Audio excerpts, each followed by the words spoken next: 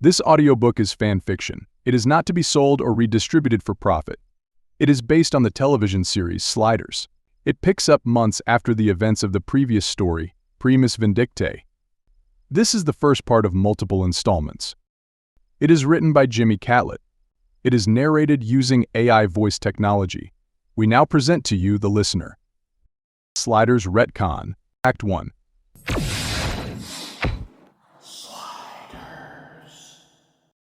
Chapter 1, Settling In, Part 1, Quinn's Legacy. 5 months had passed since the defeat of the Cro-Mags on Earth Prime. The world was slowly rebuilding, and the scars of war were healing. The resistance fighters had transitioned from warriors to rebuilders, working tirelessly to restore their world. Among them, Rembrandt Brown, Maggie Beckett, Diana Davis, and Mallory had found a semblance of peace living in Quinn Mallory's old house. The house stood as a testament to their journey, a place filled with memories, both joyous and painful. Quinn's home, located in a quiet suburb, was a 2-story structure with a quaint garden and a spacious basement where his sliding equipment was stored. It was in this basement that the team found solace and purpose, knowing their mission was far from over. Morning routine. The sun rose over the peaceful neighborhood, casting a warm glow on Quinn's house. Inside, the team had settled into a routine that provided them with a sense of normalcy. Maggie was the first to wake, drawn by the aroma of freshly brewed coffee. She stretched and made her way to the kitchen, where she found Rembrandt humming a tune as he prepared breakfast. "Morning, Remy," Maggie greeted, smiling as she poured herself a cup of coffee. "Morning, Maggie," Rembrandt replied, flipping pancakes with practiced ease. "I thought I'd whip up something special today." Pancakes with strawberries and whipped cream. Maggie took a sip of her coffee, savoring the rich flavor. "Sounds amazing. You always know how to start the day, right?" As they chatted, Diana and Mallory joined them, the smell of breakfast too enticing to resist. The kitchen, filled with laughter and the clatter of dishes, felt like a sanctuary, a stark contrast to the chaos they had endured. Discovering Quinn's logs. After breakfast, the team gathered in the living room. The previous night, Diana and Mallory had been working late into the night, poring over the computer logs in the basement. They had made significant progress, but there was still much to uncover. "Okay, everyone," Diana began, her voice filled with excitement. "Mallory and I have been going through the computer logs connected to Quinn's sliding machine, and we found something interesting." Mallory nodded, holding up a printout of coordinates. The computer logged every slide up until the timer was discarded on the Egyptian world. Each coordinate was transmitted back to the computer through a smaller vortex that opened every time the main vortex did.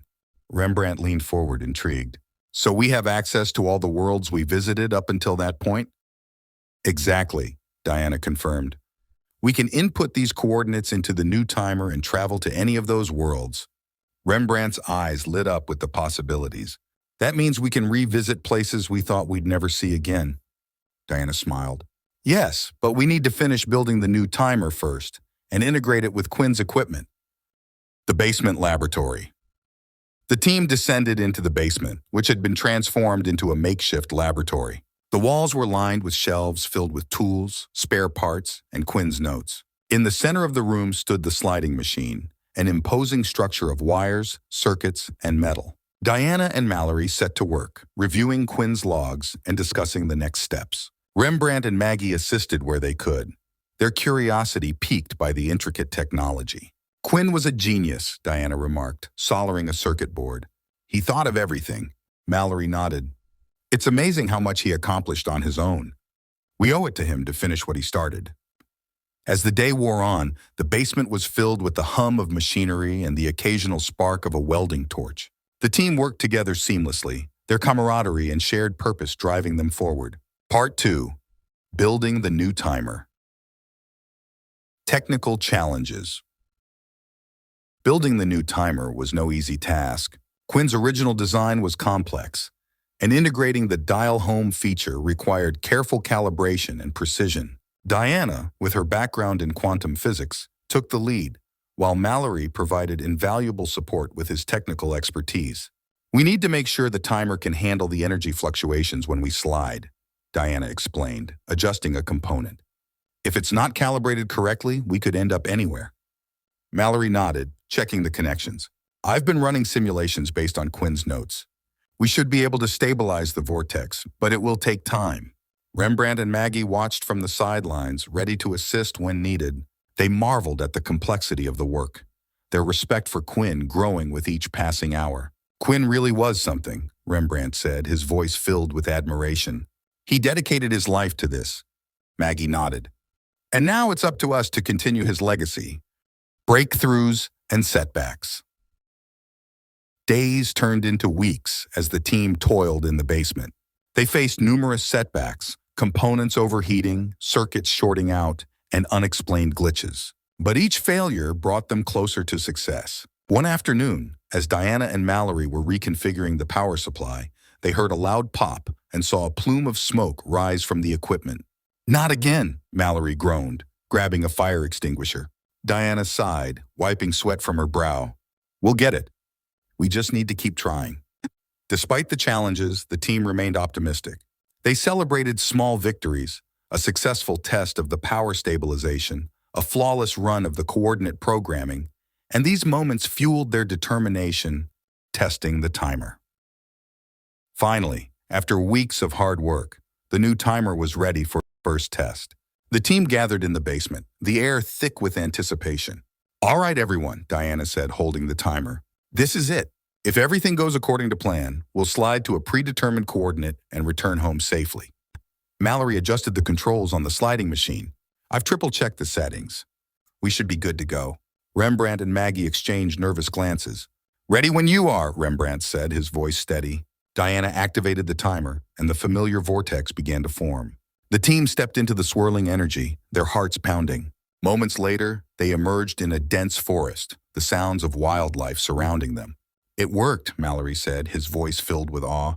"We're on a new world." Diana checked the timer. "All right, let's test the dial home feature." She pressed a button and the vortex reappeared. The team stepped through and found themselves back in the basement, exactly where they had started. Rembrandt let out a cheer. "We did it! The timer works!" Mallory grinned. "And the dial home feature is flawless." For celebration and reflection.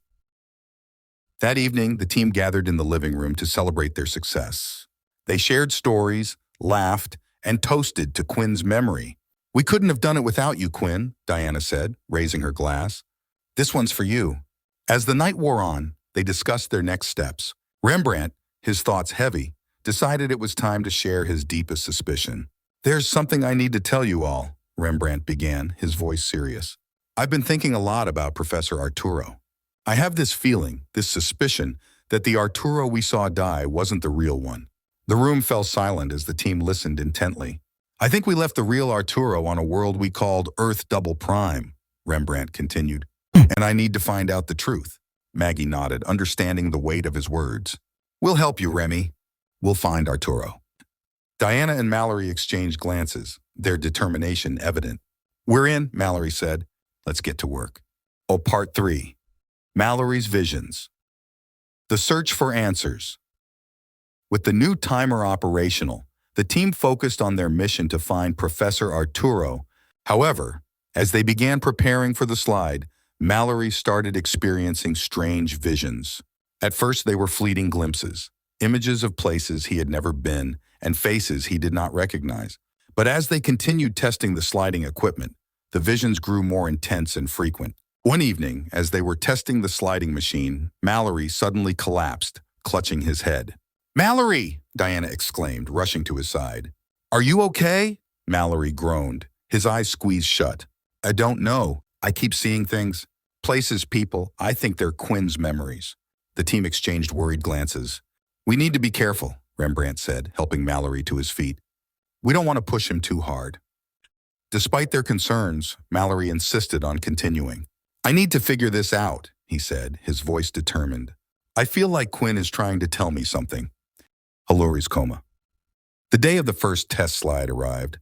The team gathered in the basement, the atmosphere tense with anticipation. "All right, everyone," Diana said, holding the timer. "This is it.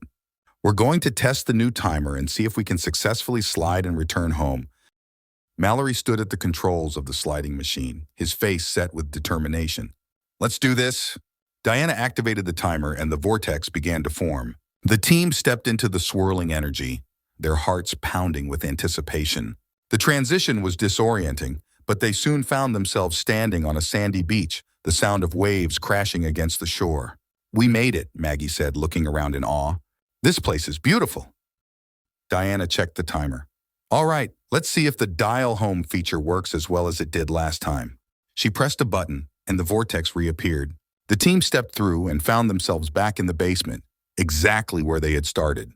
"Well, we did it again," Rembrandt said, a wide smile on his face. "The new timer works perfectly." Mallory, however, did not share their enthusiasm. As soon as they arrived back on Earth Prime, he collapsed, unconscious. "Mallory!" Diana exclaimed, rushing to his side. "We need to get him to a hospital." The team quickly transported Mallory to the hospital, where he was admitted and monitored closely. He remained in a coma for several days, his condition causing the team great concern. When Mallory finally awoke, he was groggy but insistent. "I can't explain it, but I need to slide again," he said, his voice weak but determined. "It's like whatever is happening to me is connected to sliding. I have a gut feeling the next slide will correct this." Chapter 2, Reborn, Part 1, Preparing for the Slide. 5 days had passed since Mallory was released from the hospital. The team had been cautious, monitoring his condition closely. Despite their concerns, Mallory remained insistent on sliding again, convinced that it was the key to resolving the strange visions and headaches he had been experiencing. The morning sun cast a warm glow over Quinn's house as the team gathered in the basement laboratory. The air was thick with anticipation and a hint of apprehension. Diana, Mallory, and Maggie were busy making final preparations for their next slide, while Rembrandt hovered nearby, offering support and words of encouragement. "All right, Mallory, you're sure about this?" Diana asked, her eyes scanning the readouts on the computer screens. Mallory nodded, his expression determined. "I have to do this, Diana. I can't explain it, but I have a gut feeling that the next slide will correct whatever is happening to me." Maggie placed a reassuring hand on Mallory's shoulder. "We'll be right there with you, big guy. Let's get this done." Diana double-checked the timer and the sliding machine settings. "Okay, everything looks good. I'll stay here to monitor the vortex and keep in contact with you. Be careful out there." Mallory and Maggie exchanged a determined glance before stepping toward the swirling vortex that had formed in the center of the basement. Diana gave them a final nod, her fingers poised over the keyboard, ready to record any anomalies. "Ready when you are," Diana said, her voice steady. Mallory and Maggie stepped into the vortex, feeling the familiar sensation of being pulled through a tunnel of swirling energy. The transition was disorienting, but they soon found themselves standing on solid ground in a world that seemed both familiar and foreign. Part 2. A world revisited. Mallory and Maggie emerged from the vortex onto a bustling street lined with colorful buildings and filled with people dressed in vibrant retro clothing. The air was filled with the sound of laughter, music, and the hum of conversation. It was a world where the countercultural revolution of the 1960s never ended, a world the original team had visited before. Maggie looked around, her eyes wide with wonder. "Wow, this place is incredible. It's like stepping back in time."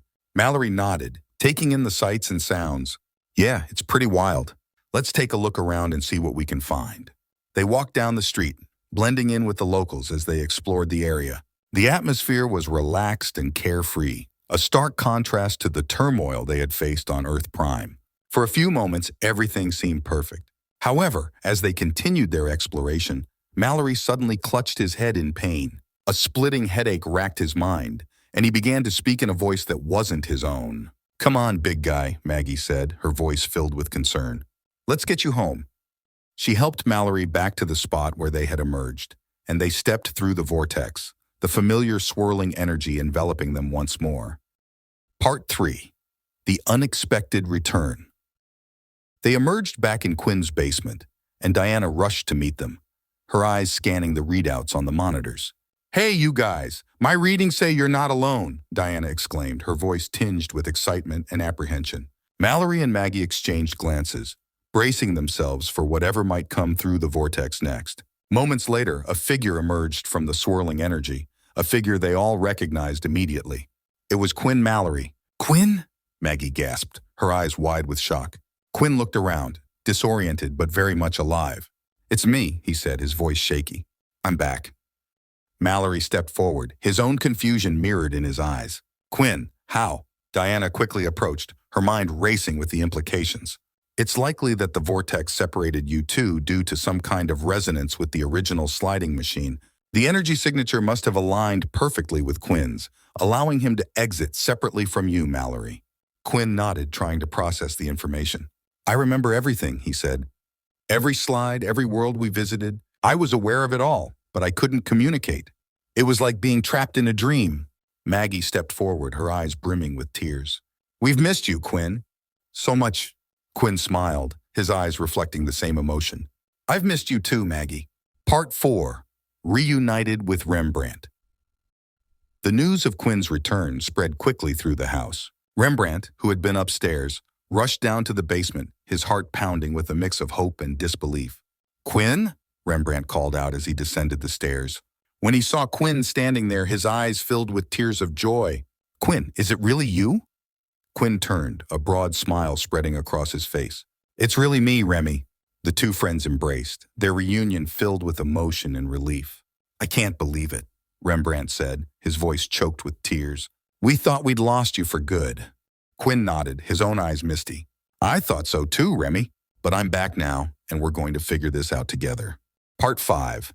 An exchange of memories. Later that evening, as the excitement began to settle, Quinn and Rembrandt found themselves alone in the living room. The soft glow of the fireplace cast a warm light over the room, creating an atmosphere of quiet reflection. Remy, I need to tell you something, Quinn began, his voice serious. I remember everything from the slides with Mallory. I was aware of everything, but unable to communicate. Rembrandt looked at him, his expression one of understanding. That must have been tough, Quinn. To be there, but not really there. Quinn nodded. It was, but it also gave me time to think. I've been thinking a lot about what you said, about Professor Arturo.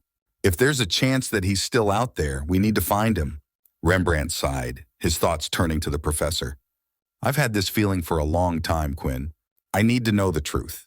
Quinn placed a hand on Rembrandt's shoulder. Then let's find out. You and me, we'll go to Earth Double Prime and see if we can bring him back. Rembrandt's eyes lit up with determination. Let's do it, Quinn. Let's bring the professor home.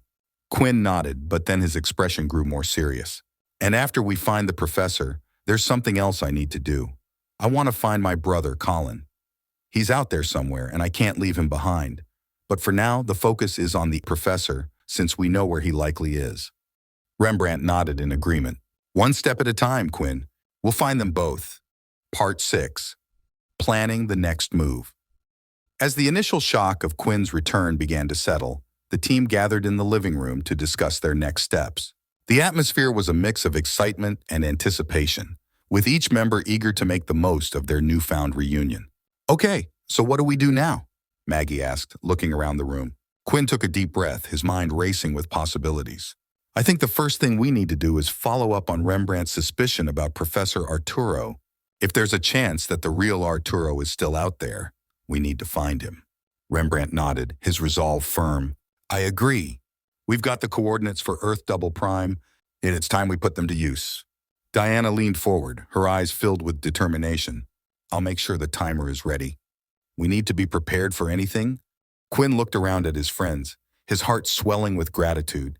I remember all of the slides with Mallory. I was aware of everything, but I couldn't communicate. It's strange, but it's almost like I was there the whole time.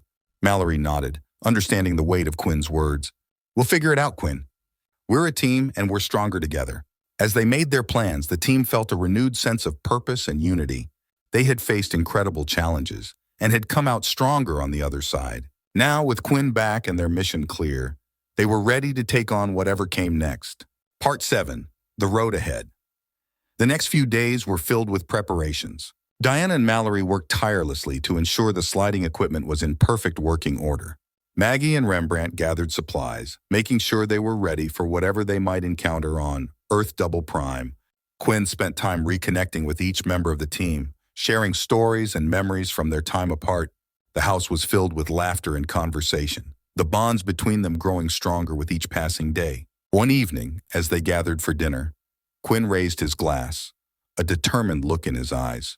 To new beginnings, he said, and to finding Professor Arturo. The team raised their glasses, their spirits high. To new beginnings, they echoed.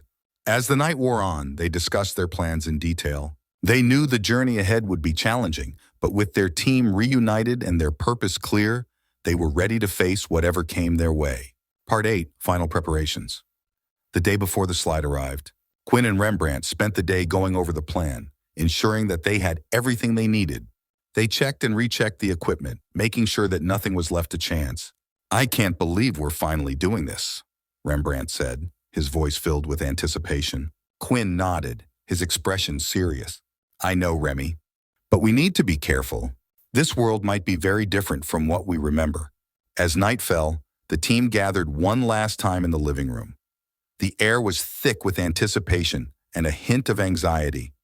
Each member of the team felt the weight of the mission ahead. Chapter 3. Reunion and Revelations. Part 1, the slide to Earth Double Prime. The day of the slide had finally arrived. Quinn and Rembrandt stood in the basement, their bags packed and their hearts pounding with anticipation. The familiar hum of the sliding machine filled the air as Diana made the final adjustments to the timer. "All right, everything is set," Diana said, looking up from the computer.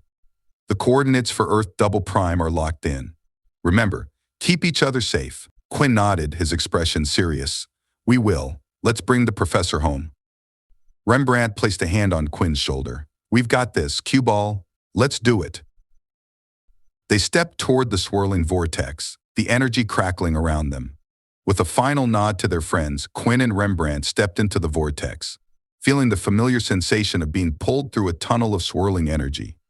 The transition was disorienting, but they soon found themselves standing on solid ground in a world that looked both familiar and different. They had arrived on Earth Double Prime. Part 2, Finding Professor Arturo. The world they emerged into was strikingly similar to Earth Prime, yet subtle differences marked it as another dimension. The air was filled with the sounds of a bustling city, and the architecture had a slightly futuristic edge. Quinn and Rembrandt began their search, navigating the streets and asking questions. After several hours of inquiries and following leads, they found themselves in a modest neighborhood on the outskirts of the city. Their search led them to a small house that matched the address they had pieced together from their inquiries. As they approached the house, Rembrandt's heart pounded. He knocked on the door, and moments later, it opened to reveal a familiar face. "Rembrandt Brown." "Quinn Mallory," the man asked, his eyes widening in shock. "How are you here?" "I must be having a hallucination." "No hallucination, Professor. It is really us," Quinn said with a smile. Rembrandt felt a surge of relief and joy. "Professor, it's really you." The team was invited inside, and they shared an emotional reunion with Professor Arturo. He explained how he had been living his double's life, even reuniting with his double's estranged wife, Christina, who had passed away in his own world. "It was strange at first," Arturo admitted, his voice tinged with sadness. "But I've found a sense of peace here."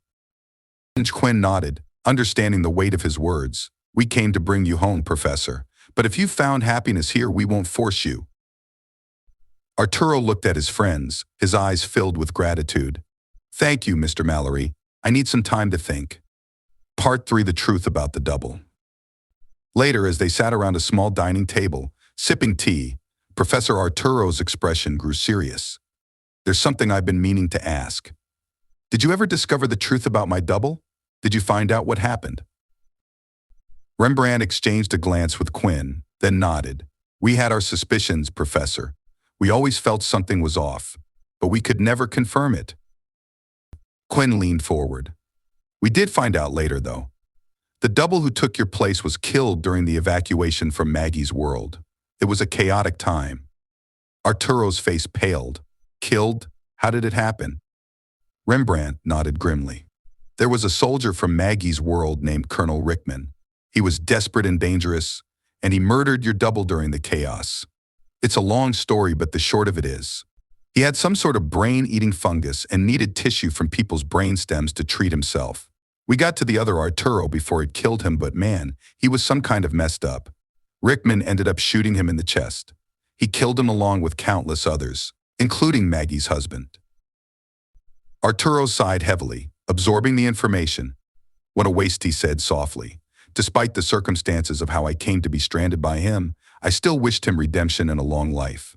To have it end that way, it's tragic. Quinn placed a hand on Arturo's shoulder.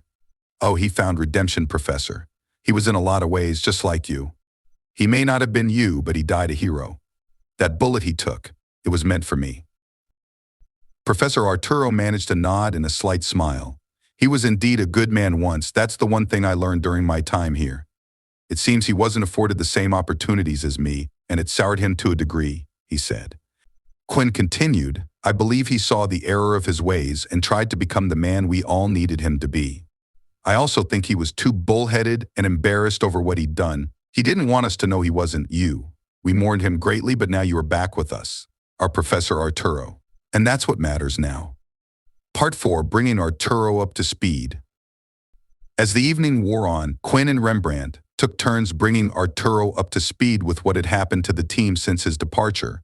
They recounted their battles with the Cro-Mags, their journey through countless worlds, and the allies and enemies they had made along the way. Arturo listened intently, his eyes filled with a mix of sorrow and admiration. You've been through so much. I'm proud of all of you. Rembrandt's expression grew somber as he prepared to share the most difficult news. There's something else you need to know, Professor. It's about Wade. Arturo's heart sank. Wade. What happened to her? Rembrandt took a deep breath. Wade was captured by the Cro-Mags. They took her to one of their breeding camps. We tried to rescue her, but by the time we got there, it was too late. She didn't make it.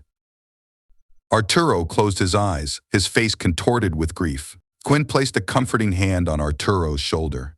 We're so sorry, Professor. We all loved Wade. She was family. Rembrandt nodded in agreement. Yeah, she was. Arturo wiped away a tear, his voice trembling. She was. This is difficult to process.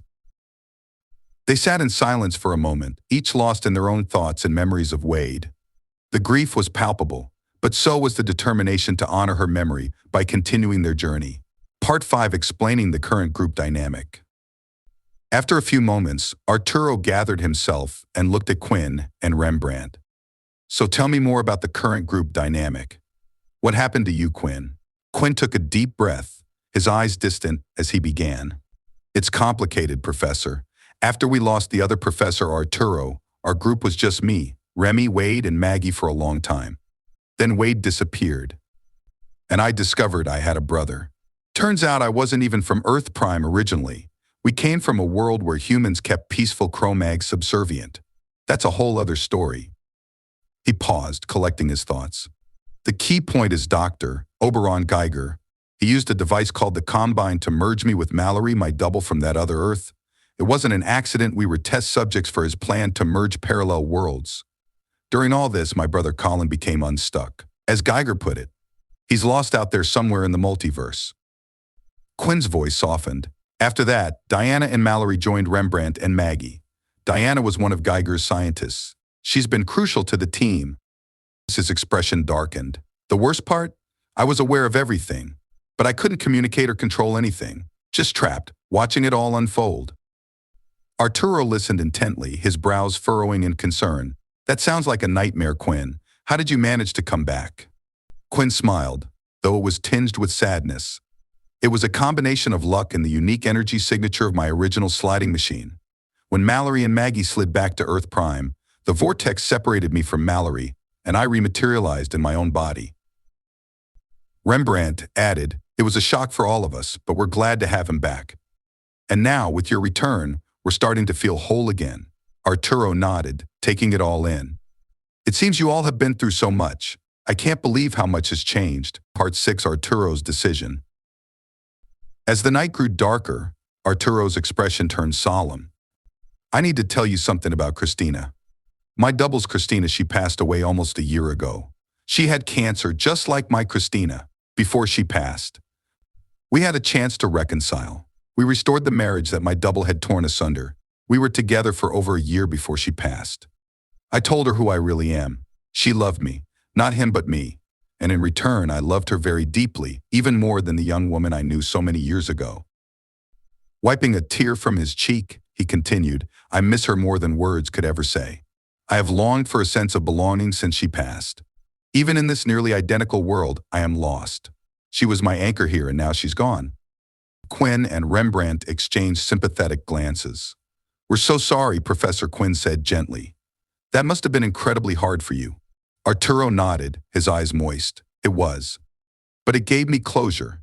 I feel like I was able to give her the love and support she deserved, something my double couldn't provide. Rembrandt placed a hand on Arturo's shoulder. You're an incredible man, Professor. Christina was lucky to have you, even if it was for a short time.